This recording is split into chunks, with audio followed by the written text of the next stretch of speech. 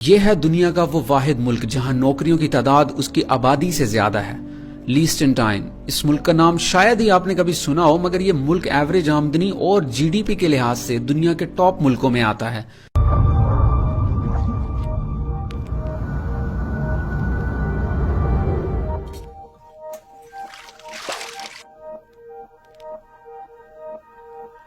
اس ملک کا نام پرنسپیلٹی آف لیسٹنٹائن ہے اور یہ رقبے کے لحاظ سے دنیا کا چھٹا سب سے چھوٹا ملک ہے، جس کی آبادی صرف 40,000 ہے۔ اس ملک کا رقبہ صرف 160 کلومیٹر اسکوائر ہے اور اس کا دارالحکومت وادوز ہے، جہاں 6,000 کے قریب لوگ رہتے ہیں۔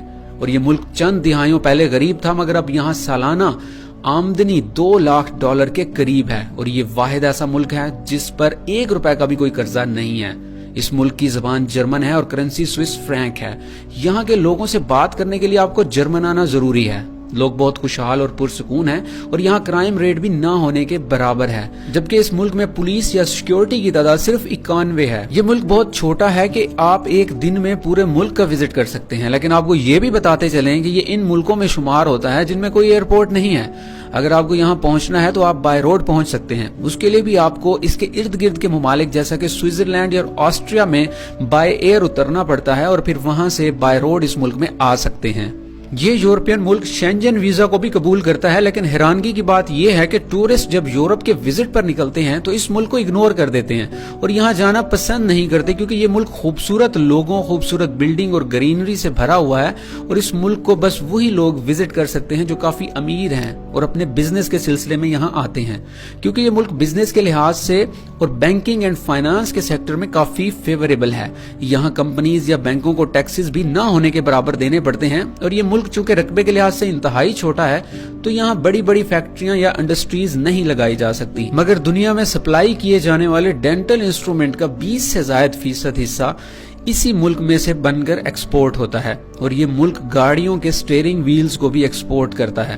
اس کے علاوہ یہاں بینکوں کی تعداد اور دیگر بزنسز جیسے آئی ٹی اور سافٹ ویئر انجینئرنگ کمپنیز بھی کافی زیادہ ہیں۔ دلچسپ بات یہ ہے کہ 40,000 کی آبادی والے اس ملک میں 42,000 کے قریب نوکریاں موجود ہیں، باقی خالی سیٹوں پر روزانہ کی بنیاد پر آسٹریا یا سوئٹزرلینڈ سے لوگ آتے ہیں۔ آپ کو بتاتے چلیں کہ یہاں کے لوگ بہت خوبصورت اور پرامن ہیں۔ اس خوشحال ملک میں عورتوں کی ایوریج عمر 85 سال کے قریب، جبکہ مردوں کی ایوریج عمر 80 سال کے قریب ہے۔